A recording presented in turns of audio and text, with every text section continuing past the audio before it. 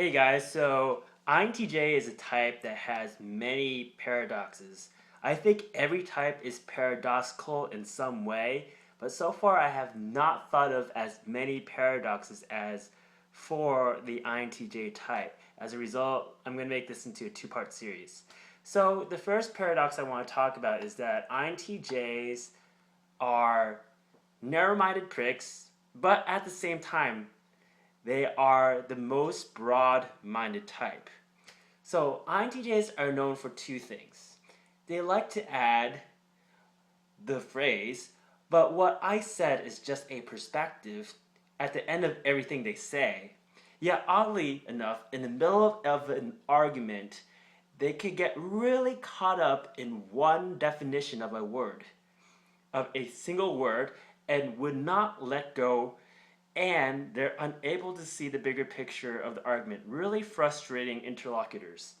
So INTJs state what their perspective is, but they know that it's one of many perspectives. NI, their first function, it narrows down possibilities and can sound like it is full of conviction, but actually it keeps doubting its own perspective. So INTJs do not think that the world could be neatly defined in formal systems, or that one perspective can really just capture everything. Um, Neither are they really completely stuck in their ideas. Their ideas can be rather esoteric and resistant to insured thinking analysis. In a way, they could be the least judging type, but in a certain way, because of their functions Ni and Te. So Ni, their first function, is a perceiving function, so of course it's not a judging function. But their second function is extra thinking. So not only is it secondary, extra thinking could actually kind of act somewhat like a perceiving function because it absorbs factual data. It collects information objectively, just like a perceiving function. As a result, INTJs could have a fairly broad perspective on things and could be depended upon by others to see the bigger picture beyond mere labels and definitions.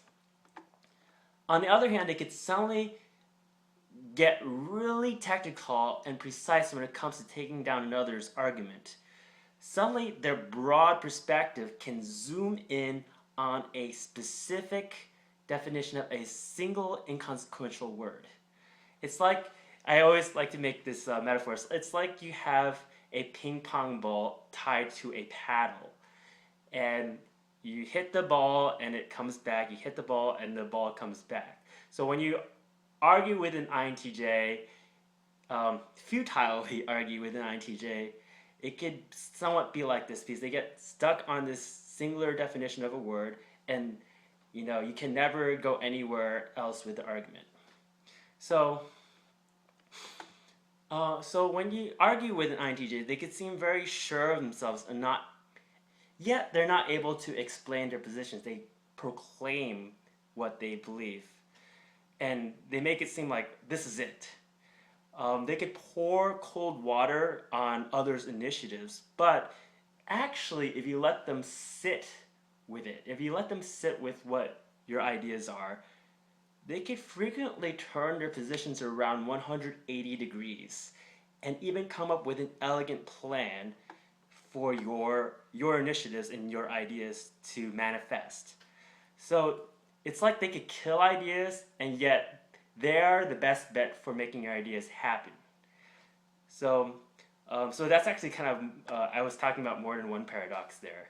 But anyway, the next paradox is that INTJs are arrogant and yet do not mind being the unnoticed side character.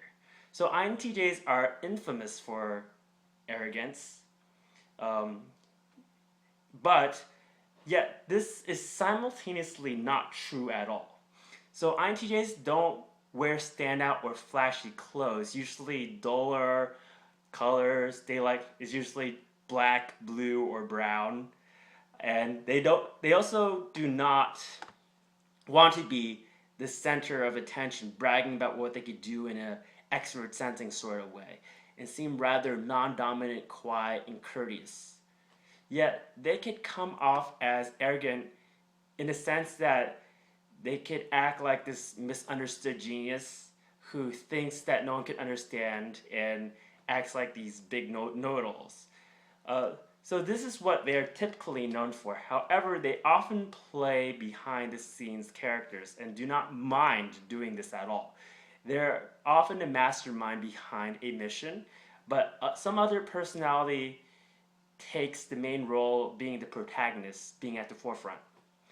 So INTJs may not have a great deal of presence, but they invented this matrix. So if you look around you, just look around where you're sitting. It's a matrix, and an INTJ essentially created it, coded it on their computer. So you never know by looking at them that they're the ones pulling the strings behind the curtain. They could be actually quite influential, not in an action hero sort of way. So they hardly make an impact, but they can make a great impact. INTJs have great confidence, and yet they lack it. So often, INTJs are often described as action-oriented visionaries, and this could be, but actually I find that this could be a major trouble area for them. They like to create efficiency and plans of action. However, unlike other types that are SFPs, NTJs, this is called the gamma quadrant because they share the same functions, valued functions. They're not as adept in making things happen. Many live mostly in the realm of ideas and philosophy, and they could actually get rather inert as a result. They may create plans and methods to make their environments more efficient, or they may prefer to have like an efficient environment, or they may use this to help others, creating methods to help others.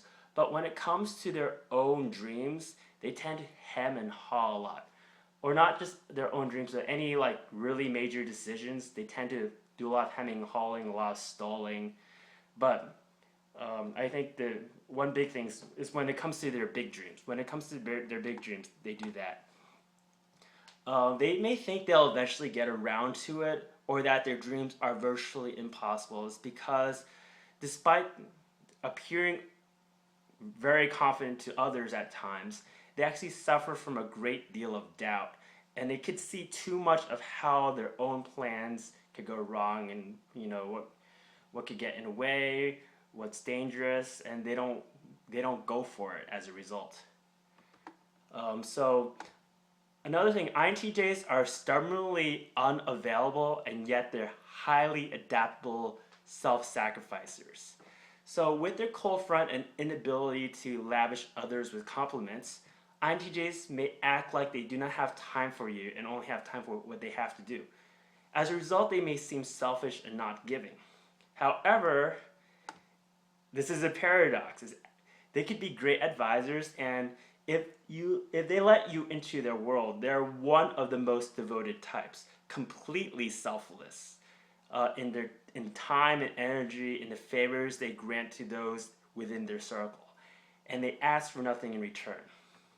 So inside the INTJ is actually an ESFP, and INTJs are actually highly adaptable to the people around them in their circle, and they invent plans and methods with their TE in order to help them solve their problems or get those in their circle to go where they need to go.